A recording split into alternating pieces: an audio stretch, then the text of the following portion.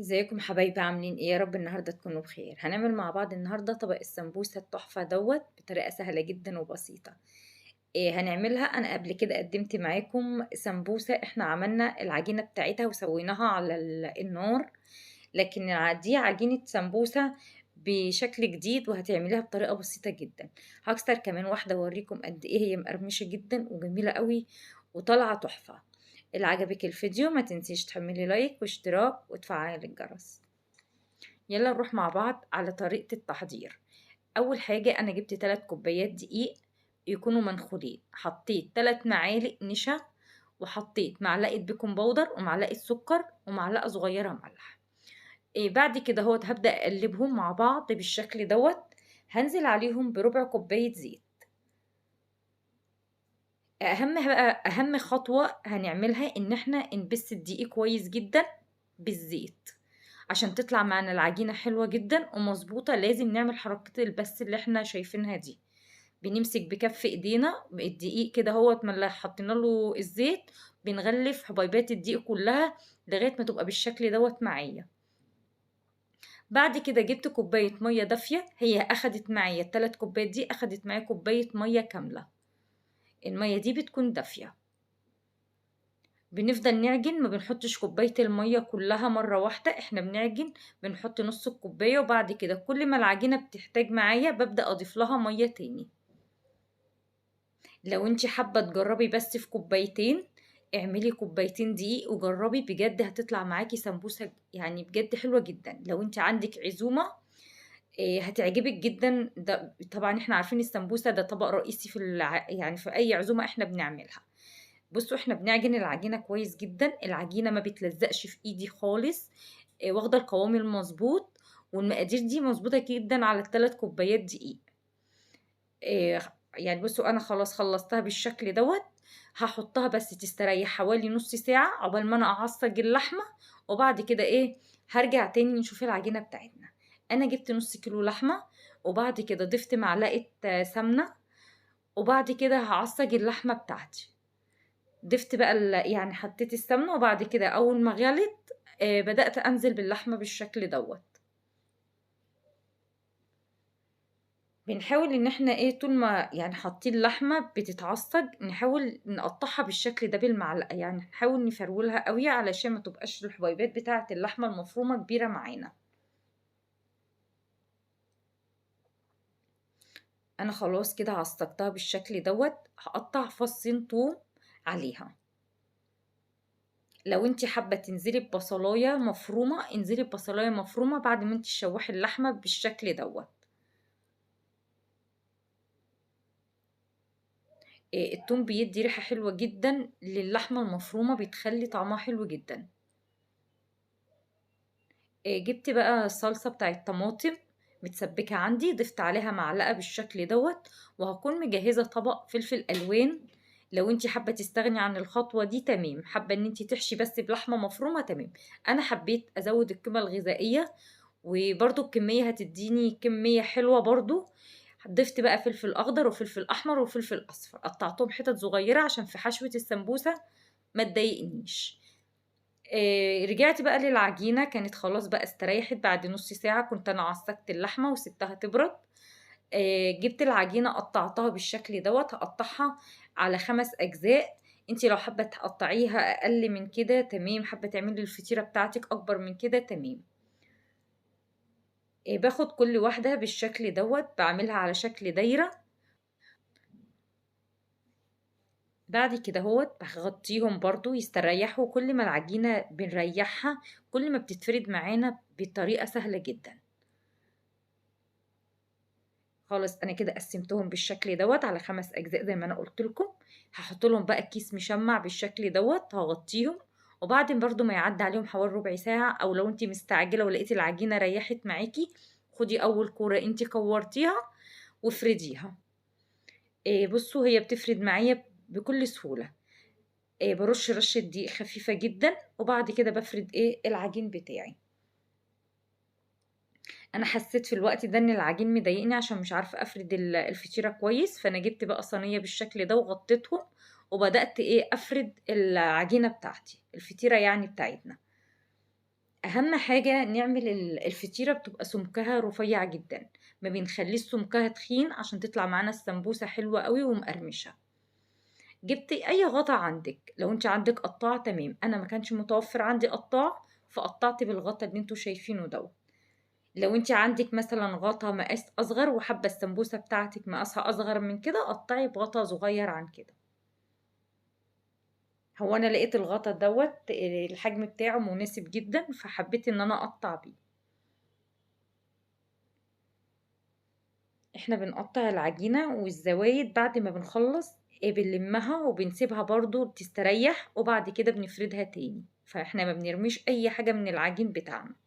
يعني 3 كوبايات دي هتعمل لك كمية سمبوسة كبيرة جدا. بصوا انا خدت كده العجينة بالشكل دوت، ويعني حاولت ان انا اعملها على شكل كورة تاني، وبدأت اسيبها تستريح لغاية ما اخلص باقي العجين بتاعي، وبعد كده هفردها. جبت حشوة اللحمة المفرومة اللي احنا عصجناها بالفلفل، وبدأت بقى أحشي السمبوسة بالشكل دوت. أنا باخدها بعد ما حطيت اللحمة بالشكل ده، بقفل عليها كويس جدا عشان الحشوة بتاعتي ما تطلعش وأنا بقليها في الزيت. بنجيب بقى شوكة، بدأت بقى أعملها بظهر المعلقة بالشكل دوت. هعمل كمان واحدة معاكم، بصوا هي بتبقى بالشكل ده، بتبقى حلوة جدا. ولو انت عندك عزومة وحابة ان انت تعملي كمية، اعملي كمية وحطيها في صينية، وبعد كده هو تكوني حاطة كيس من تحت وتحطيها يعني وتقفليها كويس وتشيليها في الفريزر، بتطلع معاكي في اي وقت انت حابة يعني تعمليها. طلعيها قبلها مثلا بساعتين، وبعد كده قليها عادي جدا. انا عملت معاكم واحدة كمان اهيت. جبت شوية مية صغيرين، لو احتاجت معاكي العجينة وانت بتعمليها تقفلي يعني العجينة بالمية، تقفليها بالشكل دوت. وبعد كده بقفلها بالشكل ده، وبجيب ظهر الشوكة، بعملها زي ما انتوا شايفين كده.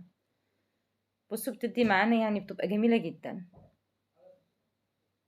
بالشكل ده معايا. بصوا هجيبها كمان اوريها لكم من على قريب. هعمل كمان معاكم فطيرة واوريكم يعني قد ايه عجينة السمبوسة دي سهلة جدا وطريقتها بسيطة قوي. نفس الغطا هو بنفس المقاس. برضو عملت تاني كمية تاني.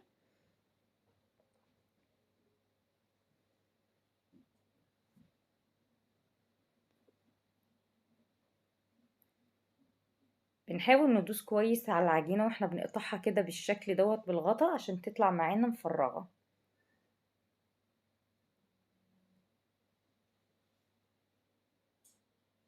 بلم كل الزيادات برضو وبعجنها وبتتركن على جنب لغاية ما بنخلص حشوة السمبوسة كلها اللي احنا مقطعينها، وبعد كده بنفردها تاني. باخد كل معلقة كده هوت على كل فطيرة من اللي احنا عملناها، وبرضو بنقفلها. بصوا هقفل كمان واحدة معاكم. اهم حاجة نقفل السمبوسة بتاعتنا كويس جدا.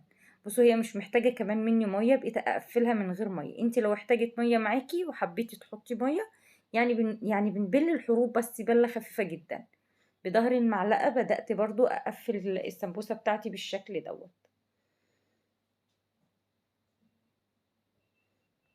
بصوا جمال السمبوسة بتاعتنا بجد روعة، لو جربتيها هتعجبك جدا.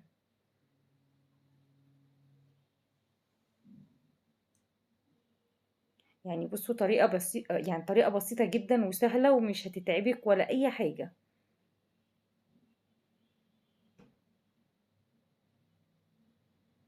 بصوا بقى بالشكل ده معايا، انا عملت الكمية كلها بالشكل ده وخلصتها، وهنقليها مع بعض وهنشوف بجد هي قد ايه مقرمشة وجميلة جدا. بصوا شكل السمبوسة ما بتلزقش ولا اي حاجة. افردي كيس على اي صينية وحطي عليها. جبت زيت بقى غليناه كويس، وبعد كده بدأت احط السمبوسة بتاعتي فيها. بس يا ريت يكون زيت غزير يعني عشان السمبوسة تبقى مقرمشة وحلوة معايا.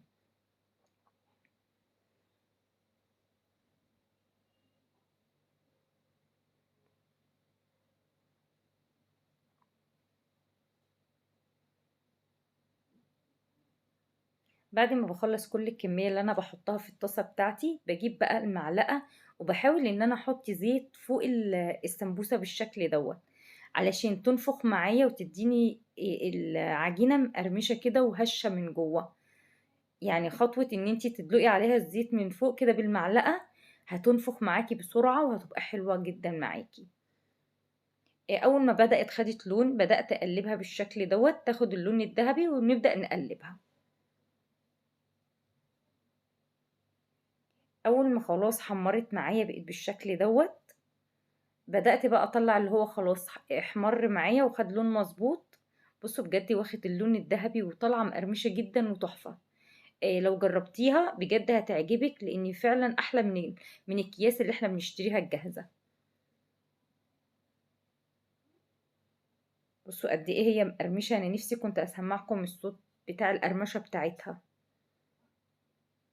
هعمل كمان مرة معاكم برضو برص الطاسة كلها بالشكل دوت عشان اقليها.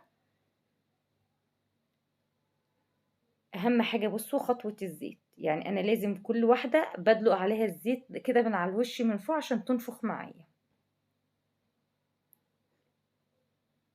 بصوا خدوا اللون بقى اللي هو الذهبي المظبوط.